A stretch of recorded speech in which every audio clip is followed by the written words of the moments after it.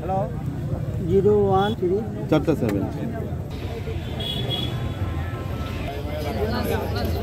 তোমার ওই গাড়ির ড্রাইভারটা কই ভাইয়াকে আমি উঠে আসো আসো সমস্যা নেই কেন হ্যালো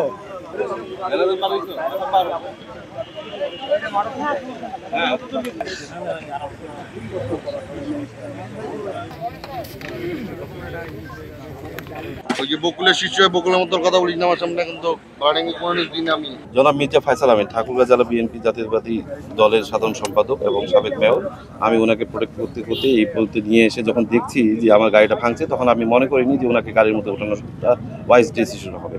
দেন আমি ভাইয়াকে পাস করে আমাদের আরও যারা দলীয় লোকজন এসছেন, ভাইয়ের প্রোটোকলে যারা ছিলেন তাদেরকে দিয়ে আমি ভাইকে সাইড করে দিচ্ছি। আমি ওরা গাড়িটা ভাঙছে এখানে, কে বা কাহারা আমি তো রাত্রেবেলা চিনতে পারবো না, বাট এতটুকু বুঝতেছি যেহেতু গাড়িটা এই মুহূর্তে ভাঙছে, এই জায়গাতে আমাকে এই সিচুয়েশনে এভাবে ভাইয়াকে উঠতে দেওয়াটা সমীচীন মনে হয়নি, যার কারণে আমি ভাইয়াকে সাইড করে দিয়েছি এবং আমি স্পটেই আছি এখন পর্যন্ত। ওনার উপরও তো হামলা হয়েছে। জি, ভাইয়ার উপরও হামলা হয়েছে, পিছন থেকে চেয়ার মেরেছে, তারপরে লাঠি দিয়ে মারার চেষ্টা করেছে, আমাদের লোকজনও মার খেয়েছে, আমিও খেয়েছি মার পিছন থেকে। এখন কোথা থেকে কে কিভাবে মেরেছে তা জানি না, বাট এতটুকু গাড়িটা আমার আমি আর ভাইয়া মিলে আমরা ইউজ করে আমরা এই গাড়িতে আমরা চলাচল করি। আমার পরিচয়, আমি জেলা স্বেচ্ছাসেবক দলের সাবেক জয়েন্ট সেক্রেটারি 1 নম্বর।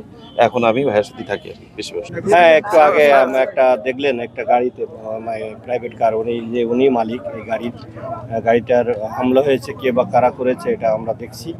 আমাদের পুলিশ বাহিনী আছে, আর্মির সদস্য সবাই মিলে আপনারা দেখেছেন যে সকাল থেকে তাদের একটা সম্মেলন ছিল বিএনপির। এরপরে পরবর্তীতে একটা রেজাল্ট নিয়ে একটু হয়তো বা তাদের মধ্যে একটা দুই গ্রুপের মধ্যে একটু সমস্যা ছিল, তাদের জেলার নেতৃবৃন্দ এসে এটা সমাধান করেছে। এরপরে আমরা যখন নিচে চলে আসলাম, একটু আগেই দেখলাম এই গাড়িটা কে বা কারা ভেঙেছে। আমরা যখন রেজাল্ট ডিক্লেয়ার হয়ে গেছে তার আগে তো এক ধরনের গ্রুপিং, যেটা মহোদয় বললেন, ওই ধরনের গ্রুপিং ছিল। পরবর্তী রেজাল্ট নিয়ে যেটা হয়েছিল, রেজাল্টের বিভ্রান্তি শেষ করে যখন পূর্ণাঙ্গ রায় ঘোষণা করে উনি বের হয়ে যাচ্ছিলেন, তখন উত্তেজিত জনতা, যারা অন্ধকার এখানে ছিল, মানে মাঠের কোনো গাড়ি ছিল, তো এইদিকে উনি যখন যাচ্ছিলেন তখন এই পেছনে বা কারা পিছন থেকে চেয়ার ডিল মারছে, এটা আমরা বুঝতে পারছি, বাট কে করছে এটা অন্ধকারের মধ্যে বোঝা যায়নি।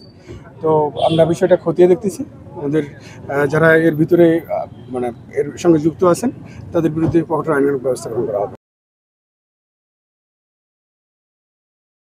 ওয়ালটন এখন দেশের সীমানা পেরিয়ে পৌঁছে গিয়েছে 50টিরও বেশি দেশে। ওয়ালটন, ঘরে ঘরে বিশ্বজুড়ে।